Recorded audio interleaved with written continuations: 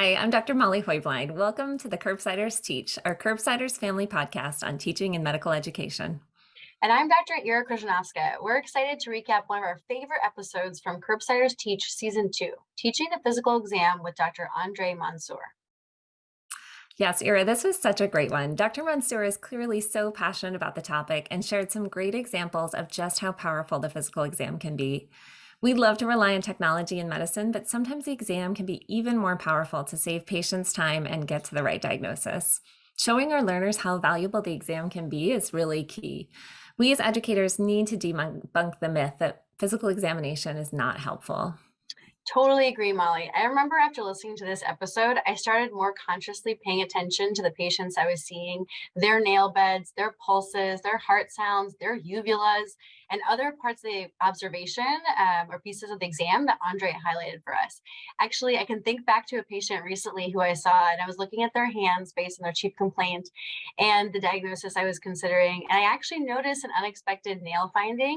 And after scratching my head for a little while and generating some hypotheses, it felt like Andre's voice popped into my head as I was considering the patient's hands and the plaques on their hands. That psoriatic arthritis and the oil drop signs somehow came into my awareness.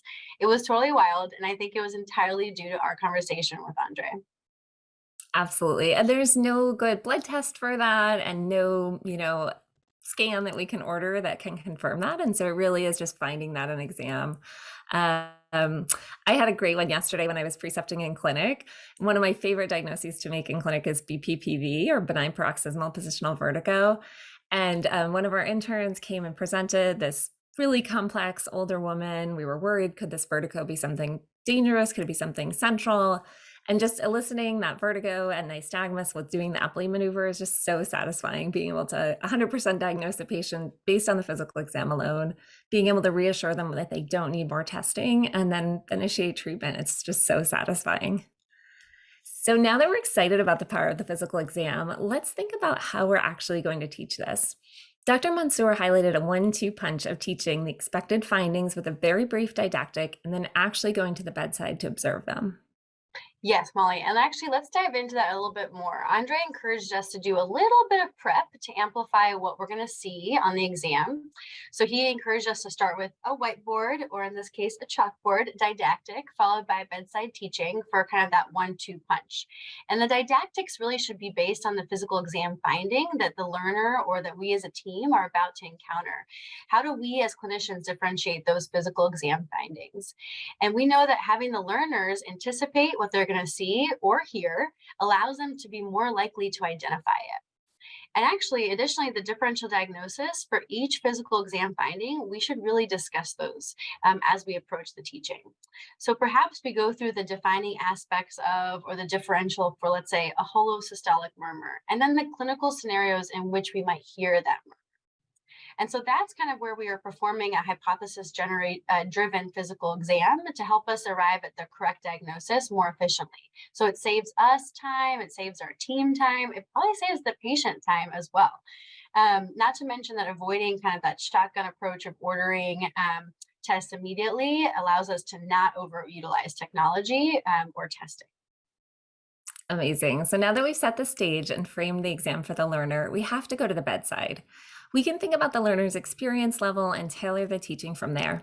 If you have a newer learner, perform the exam first to model the behavior and then have the learner follow you and describe their findings. If maybe you've worked for a learner for a couple weeks and you know that last week you reviewed a volume status exam with another patient and you felt like they were, learning those skills, you can have them start off the exam and you can give pointers.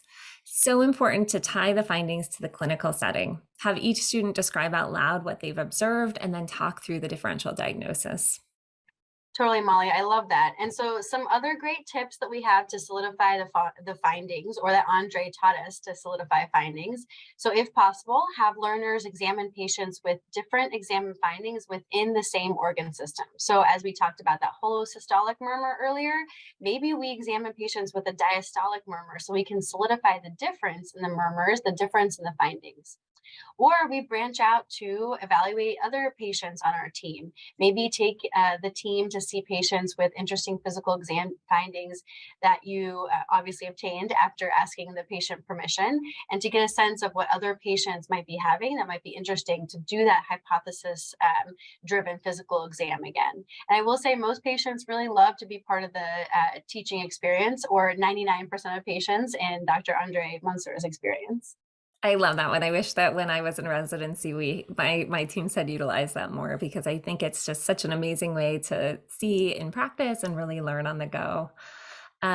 So we also in the podcast had a really fun walk through a case of a heart murmur with Dr. Mansour. So I would encourage you to take a listen to the podcast and also check out his website, Physical Diagnosis PDX. That has a wealth of information on ways to learn to get better at the physical exam, cases you could go through on your own or with your learners to just really solidify those findings. Another tip Dr. Mansour had for all of us educators who are trying to get better is to have kind of a physical diagnosis buddy. So if you have something that you're excited about seeing in clinic or on the wards, just having a colleague that you can text or call up and be like, hey, let's go check out this patient together and learn together around this case. So I think it was a really wonderful episode. If you want to hear the full thing, click on the link in the transcript and you can see our show notes and graphics there as well. I've been Dr. Molly Hoytline. And I'm Dr. Ira Krzyzanowska. Thank you so much for joining us on this quick refresher of the physical examination skills episode with Dr. Andre Mansour as part of Curbsiders Teach Season 2.